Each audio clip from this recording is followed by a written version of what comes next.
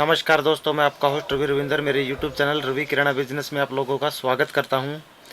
दोस्तों, आज जो मैं वीडियो लेके आया हूं वो किराना प्लस कन्फेक्शनरी दोनों से रिलेटेड। आज मैं आप लोगों को बताने वाला हूं कि किराना की दुकान हो या कन्फेक्शनरी की दुकान हो, उसमें आप बिस्किट्स होते हैं, जो बेकरी के बिस्किट होते हैं, रस होते हैं जिसको टोस्ट भी बोलते हैं, नमकीनें होती हैं, इस चीज़ का होलसेल का बिज़नेस कैसे कर सकते हैं। इन चीज़ों को जो दुकानों पे सप्लाई करते हैं उनका होलसेल का भी बिज़नेस होता है, तो वो होलसेल का बिज़नेस आप लोग कैसे कर सकते हैं।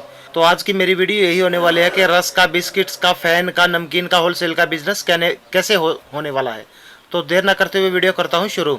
दोस्तों, मैंने अपनी दुकान पर जो मेरे आइटम माल आते हैं उसकी मैंने दो चार चार वेराइटियाँ यहाँ पर लेके रखी हैं। उन वेराइटियों को मैं आप लोगों के सामने थोड़ा सा दिखाऊँ। सबसे पहले मैं दिखाना चाहता हूँ आपको, ये बिस्किट्स हैं, बेकरी के बिस्किट आते हैं। ये 35 रुपये सेल का मैं रिटेल में बेचता हूँ, लेकिन होल सेलर जो मतलब जिसने इस चीज़ का बिज़नेस कर रखा वो मुझे देता है इसको 27 रुपीज़ का।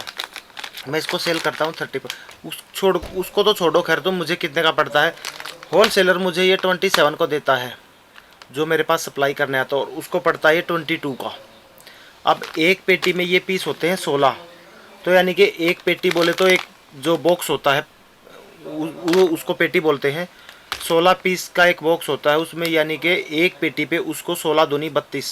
एक बिस्किट पे अगर 2 रुपये बचते हैं तो उसको एक पेटी पे 32 रुपये बचे। अगर वो मेरे पास, मैं उसको 3 पेटी मंगाऊंगा तो लगभग मान के चलो 96 रुपये के लगभग उसको बच जाते हैं 3 पेटी पे। और एक दुकानदार इतना तो माल मंगाता ही है, क्योंकि अलग अलग वैरायटी। एक पेटी है, अगर इसकी वैरायटी है तो यही होगा, अजवाइन का बिस्किट है तो वही होगा, बेसन का, बेकरी के मतलब बहुत आइटम होते हैं, आटे के बिस्किट, दुनिया भर के बिस्किट होते हैं।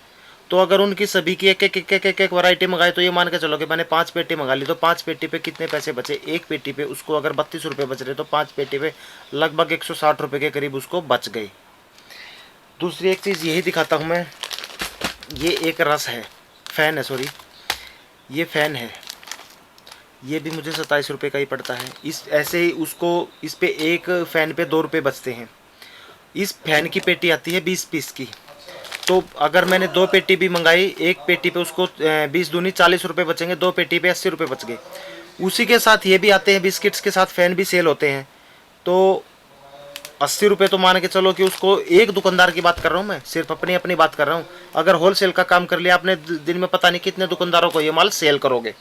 तो मैं सिर्फ एक दुकान की बात कर रहा हूँ कि एक दुकानदार नॉर्मली कितना माल मंगा लेता है। मैं अपनी खुद की बात कर रहा हूँ। नॉर्मली देखो, 2 पेटियाँ तो मैं ये मंगा लेता हूँ, और 3 पेटियाँ मैंने, जैसे 4-5 पेटियाँ मैंने इसकी बताई, वो पेटियाँ होगी, ठीक है। इसी तरह से इस रस में एक बड़े साइज़ का रस आता है, जिस तरह का ये है। ये रस मुझे पड़ता है 27 का, ये नहीं सॉरी, ये रस पड़ता है मुझे 22 का, और उसको पड़ता है ये 19 रुपये का। इस पे एक रस पे वो 3 रुपये कमा लेता है। चलो 20 का ही लगा लो, वो 19, उसका कुछ थोड़ा बहुत ट्रांसपोर्ट चार्ज भी लग जाता है, उसको 20 का पड़ जाता है। इस पे भी 2 रुपये बचते हैं, और इसमें भी 16 पीस होते हैं। एक इसमें बॉक्स में 16 पीस होते हैं, तो यानी कि 16 दूनी 32 इस पर भी बच गया। अगर मैं 2 ये भी मंगा लूँगा बड़े साइज़ के रस, तो 32 दूनी 64 रुपये उसको इस पर भी बच गए, एक दुकानदार पे। अब इसी तरह से ये भी है। ये तो एक तरह का मैंने जैसे दिखा दिया आप लोगों को कि इस तरीके का है।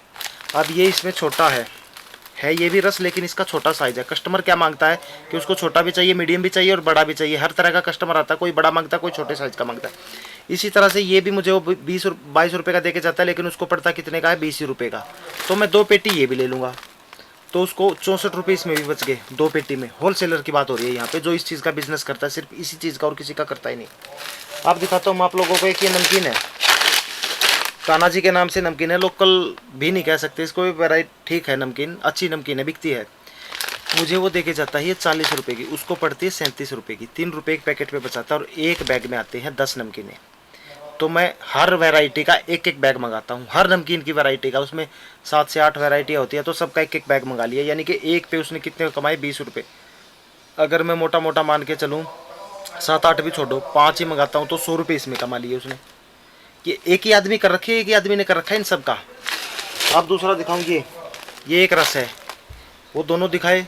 अब ये देखो, ये थोड़ा सा महंगी रेट का है, क्योंकि ये अच्छी क्वालिटी है, तो ये भी बिकते हैं। इसमें भी ऐसे ही, इसमें थोड़ा सा वो जो होलसेलर है वो 4 रुपये इस पर हमसे ले लेता है, तो 4 रुपये इसमें बचाता है। वो पेटी में आते हैं 20 पीस, तो इस पेटी में वो 80 रुपये बचा लेता है। ये सब वैरायटी बढ़िया है तो वो थोड़ा सा महंगा देता है, इसमें वो 80 रुपये बचा लेता है। अब बात करता हूँ कि भाई इतना माल अगर एक दुकानदार ले लेता है तो आपको कितना मार्जिन होगा।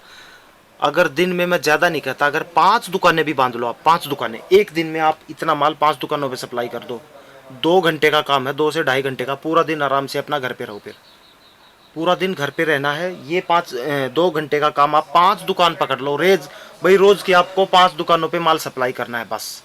एक दुकान वाला ही दे देगा आपको कम से कम 300 से 400 रुपये, 5 दुकानों पे 2000 रुपये के करीब हो गए आपके पैसे, समझ गए।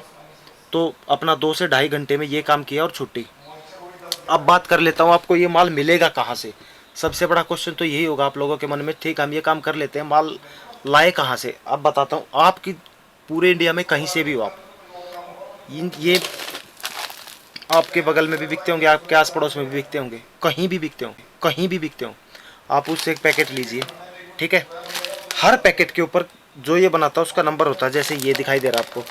सभी कंपनियां अपना नंबर नीचे डालती हैं कि हमारा ये नंबर है, आपको कोई भी क्यूरी हो तो इस नंबर पे कॉल कीजिए। ये एक है, अब मैं दूसरा दिखाऊँ, ये देखिए दूसरा, दोनों, इसका नंबर मैंने नीचे दिखा दिया। अब ये देखिए इसका भी नंबर लिखा हुआ है नीचे, ये देखिए इसका भी नंबर लिखा हुआ है नीचे, आप लोगों को दिखा। अब ये तीसरा दिखाता हूँ,